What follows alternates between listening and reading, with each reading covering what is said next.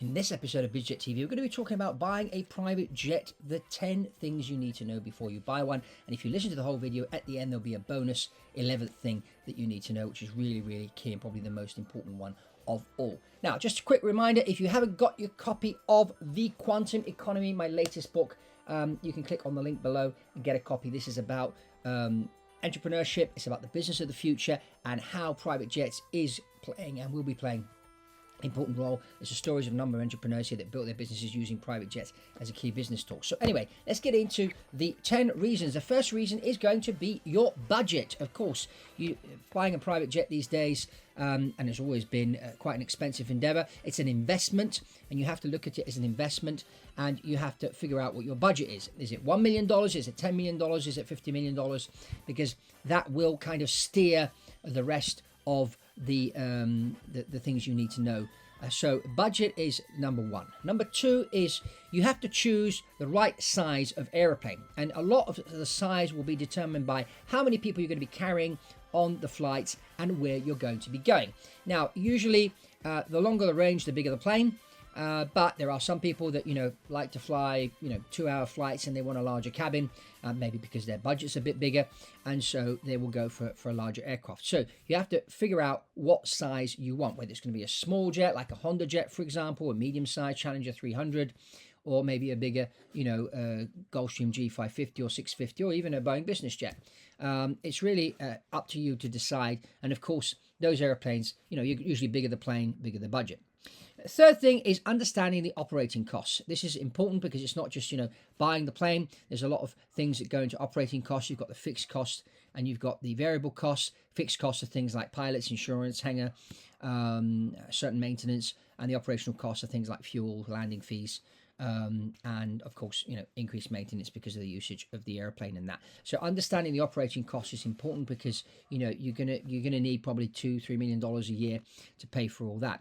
And number four is decide between new and used. Now, there are advantages in buying new, and there are disadvantages, and there are advantages in buying used, and disadvantages. Of course, if you're buying new, you're buying most of the time directly from the manufacturer. You're buying maybe a fairly new airplane that's maybe a few months old, or sometimes people do order 1 or 2 aircraft, or they order an aircraft. And because when you order an aircraft, you usually have a year to 3 years wait, depending on the manufacturer and the type of aircraft you're ordering.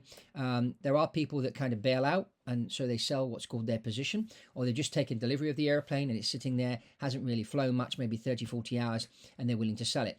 Now, the advantage of buying a new aircraft is you get a lot of warranties with it. Of course, it's new, so usually you don't have to pay any maintenance or pilot training for maybe 3 to 5 years, depending on the deal that the original owner got from it, or the deal that you strike with the manufacturer. Some manufacturers are more willing to negotiate than others, so that's the advantage of new. Of course, it's going to cost you more. Used, you're going to pay a lot less. I mean, 25 to maybe sometimes even 80% less than buying a new airplane. Of course, the older the airplane, there's going to be maintenance issues. You have to look at the pedigree of the aircraft, how that's been maintained, how has it been flown, where's it been kept. So it's a bit more elaborate when you're buying a used airplane. But of course, you can buy, if you're buying a new Gulfstream G550, for example, or G500 these days, you could be spending like $50 million. You could buy a used one for 10 to 15 million. So that could be the difference in price to achieve the goal of getting an airplane that's got the large cabin and the range with a lot less outlay financially. So that's sort of food for thought on that one. Number 5 is choose the right manufacturer. And here, the manufacturers do differ, and I would look at, generally, the manufacturer, which ones are reliable or not, on the type of aircraft that you want to buy. And also, it depends on the region where you're going to be operating. Now, some manufacturers are very good in certain regions of the world, and they're not so good in other regions of the world, because you've got to think when the airplane breaks down, and believe me, airplanes do break down, how quick is it going to be to fix it and get it back in the air? Because as I always tell people, remember, you are buying time, you're not buying a plane. And I say this in my book, The Quantum Economy, and I say this tirelessly here on BizJet TV. When you're buying an airplane or you're leasing an airplane, a private jet, you're buying time. So reliability is going to be really, really important. So the manufacturer is going to be important, in particular the region where you're going to be operating the aircraft. Number 6, determine your usage. So how many hours are you going to fly and where are you going to? And also, are you going to charter this airplane out when you're not using it? Now, there are advantages in doing that. You can recoup some of your costs. The disadvantage is, if the airplane picks up a charter and you suddenly need the airplane, what are you going to do? So those are things that you have to consider. So you need to sort of calculate where you're going to be going, how many hours that's going to equate to per year. And that's obviously going to have, it's going to determine also your operating costs. Number 7 is consider the financing options. So you can get financed usually up to 70, sometimes 80% of the value of the aircraft. You can get financed. Obviously, the finance companies are more willing to do this on a new airplane than an older one, but it can be done on pre-owned aircraft as well. Of course, financing costs money. What a lot of people tend to do is they tend to pay cash for the airplane and then they get it financed afterwards just because it speeds up the deal.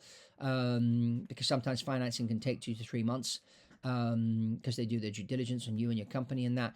And, if you're negotiating a deal on an airplane, the owners usually want to, move their airplane fairly quickly.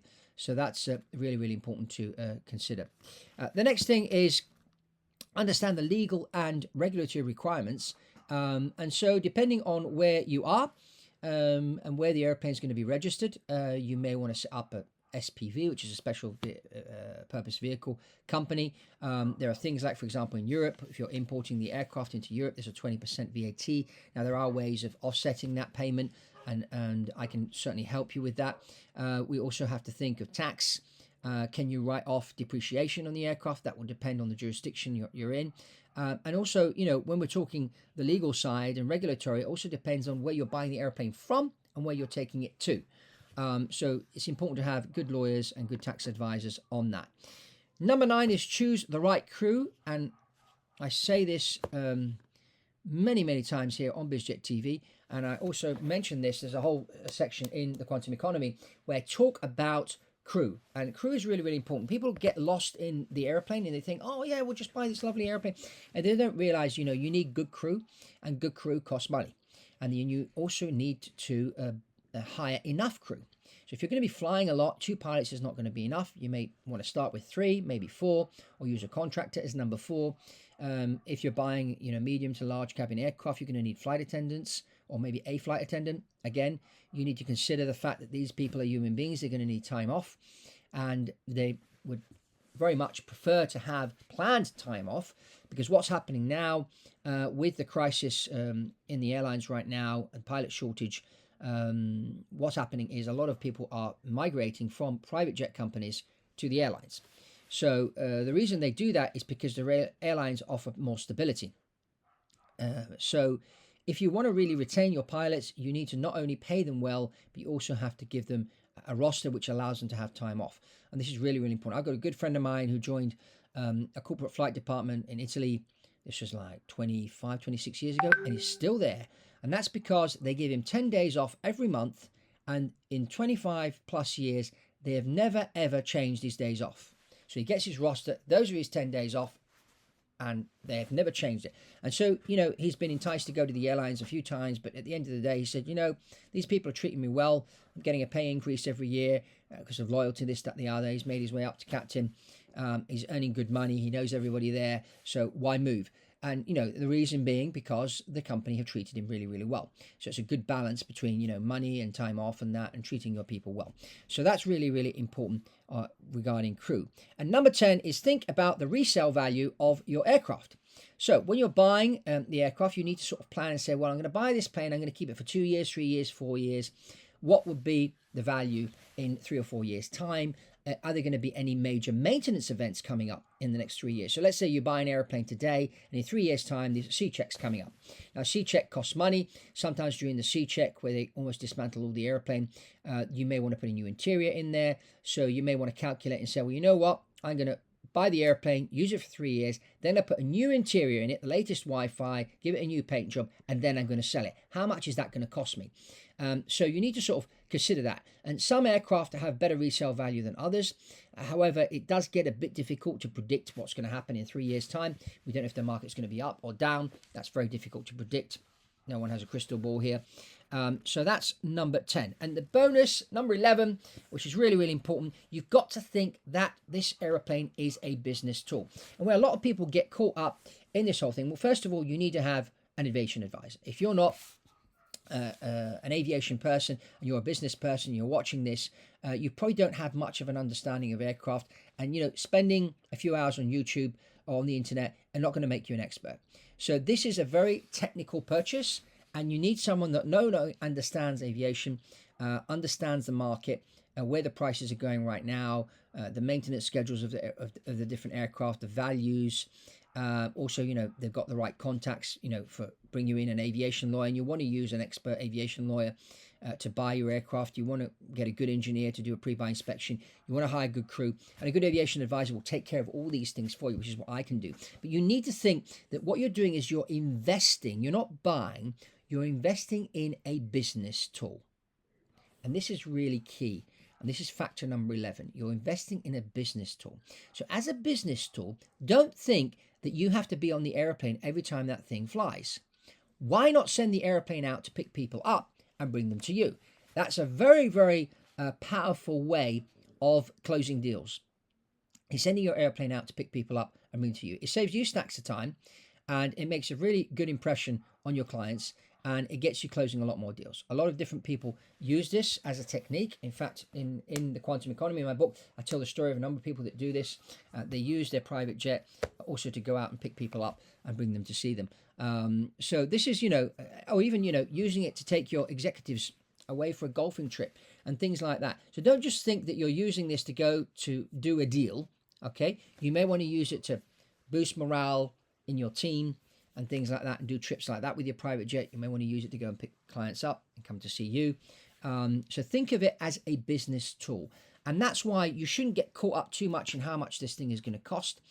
What you need to do is, and I always say, the private jet is an innovator's tool. And I talk about innovation in here and about, innovations that are coming in, technologies that are coming for the future, and the different emerging markets, and why you need a private jet to go in and out these places to do business. So when we're thinking about innovation, you have to realize that you can't measure innovation before you innovate. You can only measure it afterwards.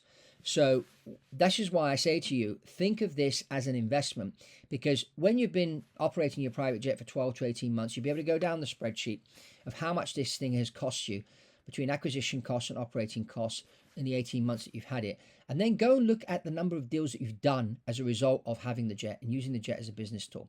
And these were deals that you wouldn't have been able to have done if you'd flown with the airlines. And you'll find that by doing this, and Grant Cardone gives a great story of this, and you can read about it here. Also check the video interview I did with him a while back, where he says, the airplane is paid for itself. And that's what you need to think. You have to have this kind of mindset when you buy the airplane, that you're buying an investment. And it may be that you may want to buy something a little bit bigger to fit a few more people in there and make a better impression. So think about it in that way, because I think out of the 11 points we've discussed here, I think this is the most important one you need to think about. But above all, if you want to get on a call with me, you can ping me an email and we'll get on a call and discuss your business, where you're going with your business and what your expectations are, and see what we can do for you here at OVL Aviation. And check this video interview I did with Grant Cardone, which I'm sure will be enlightening. And remember to get yourself a copy of The Quantum Economy. You can click on the link below to get a copy of the book. And that's all from Fabrizio Poli here on BizJet TV, and I'll see you on the next one.